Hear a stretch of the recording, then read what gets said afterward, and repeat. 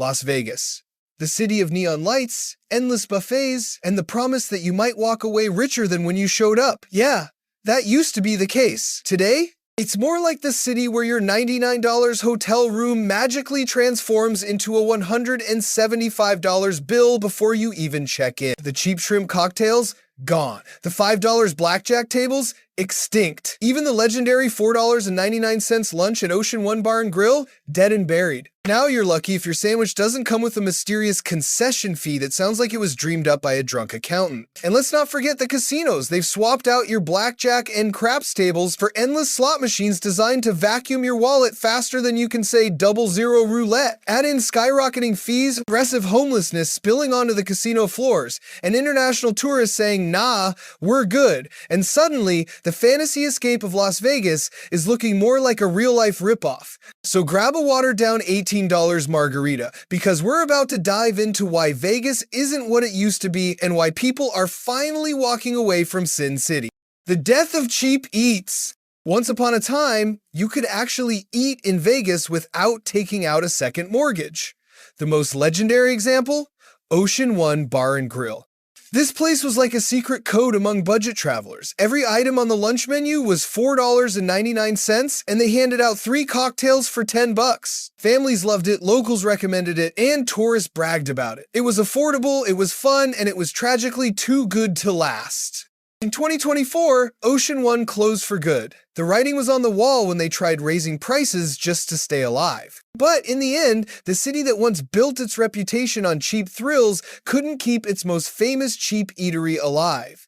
And that wasn't just the death of one restaurant, it was the end of an era. Now, if you want a halfway decent meal on the Strip, you'll pay more in mystery fees than Ocean One used to charge for the entire plate. Vegas was built on the idea that anyone could come here, have fun, and not go broke. Without places like Ocean One, that dream is vanishing faster than your bankroll at a penny slot. Resort fees gone wild.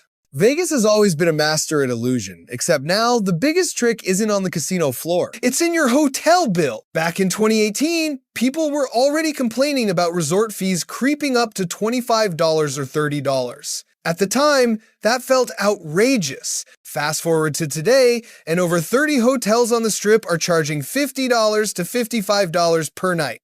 Per night. So let's say you booked what you thought was a $99 room. By the time you add taxes, fees, and the tax on the fee, because yes, they tax the fee, you're suddenly staring at a $175 bill. Congratulations, your budget vacation just upgraded itself to overdrafted checking account. And what magical perks are you paying for? Things like free local phone calls. Who even uses a hotel phone anymore? Access to the pool, but only if it's open, which in winter, it's not. And my personal favorite, complimentary boarding pass printing. What is this, 2003? The real crime isn't the money, it's the broken trust. You show up already feeling scammed before you've even unpacked. Sneaky restaurant fees. Vegas restaurants used to compete by trying to outdo each other on buffets. Now they compete on who can hide the sneakiest fees in the smallest print. You'll find it buried at the bottom of the menu, tilted at an angle, half covered by fingerprints on the glass display. Concession fee, 4.9%.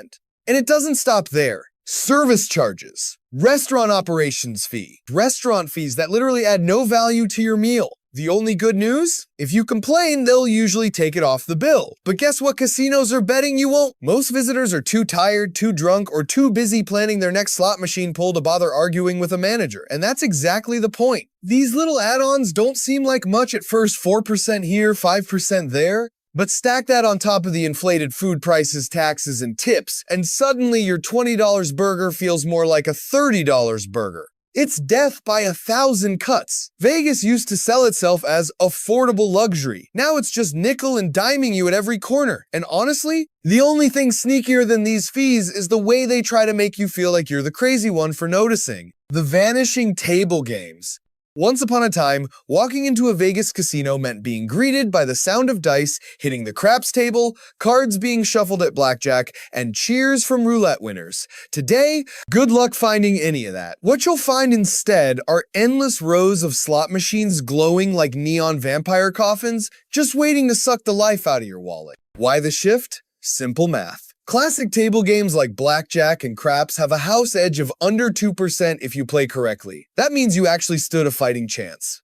Slots, on the other hand, can give the casino a 10% edge or more. That's not gambling, that's legalized theft. And casinos know what they're doing. Slot machines don't call in sick, they don't need health insurance, and they don't take breaks. They just sit there, blinking and beeping, draining bankrolls 24/7. From 2004 to 2024, strip casinos increased the amount they held from players by 24%. Downtown, a whopping 45%. Vegas has always been about taking your money, but it used to be fun. Now it feels like the casinos don't even bother pretending. They just want you pressing buttons until you're broke. The blackjack scam. Blackjack was once the gentleman's game of Vegas. It was the one table where skill mattered and the odds didn't feel stacked against you. Traditionally, when you hit a natural blackjack that perfect 21, you got paid 3-2 on a $100 bet. That's $150. Fair, exciting, and worth the gamble. Now, welcome to 6-5 blackjack. The scam disguised as the real thing. That same $100 win now pays you $120. You just lost $30 on every natural, and most players don't even notice. And casinos love that you don't notice. They've even placed these scam tables right next to the real ones, so unless you're paying close attention, you're playing the sucker's game. And if that's not bad enough, enter the 000 roulette wheel. That's right, they slapped an extra zero on the table, turning your odds into a mathematical joke. Even casino employees admit it's predatory, but guess what? Tourists keep playing. It's the cruelest magic trick in Vegas. The games look the same from a distance, but under the hood, the house has rigged it so you lose faster than ever, and the most depressing part? The tourists keep lining up anyway. Vegas doesn't feel safe anymore. Vegas used to sell itself as a fantasy escape, a place where reality stayed back home and anything was possible. But lately, reality has been barging in uninvited. The homeless population in Vegas has jumped 56% in just 3 years, and it's not confined to Fremont Street anymore. Visitors report being approached by panhandlers inside casinos, sometimes while they're literally sitting at slot machines. Imagine dropping quarters into a machine, hoping for a jackpot, and instead getting asked for cash by someone standing over your shoulder. That's not the kind of thrill tourists are looking for. And it's not just awkward, it can get dangerous. One homeless man even caused an explosion at the Paris casino, doing $50,000 in damage. These kinds of incidents destroy the illusion that Vegas is a safe, fun playground. Instead, you're left wondering if you should keep one eye on your drink and the other on your surroundings. Vegas was built on fantasy, neon, glitter, and the chance to win big. But when reality walks into the casino and asks you for change, the fantasy is dead. And for many tourists, that's a deal breaker. Tourists are finally saying enough. For years, Vegas had an ace up its sleeve: international tourists.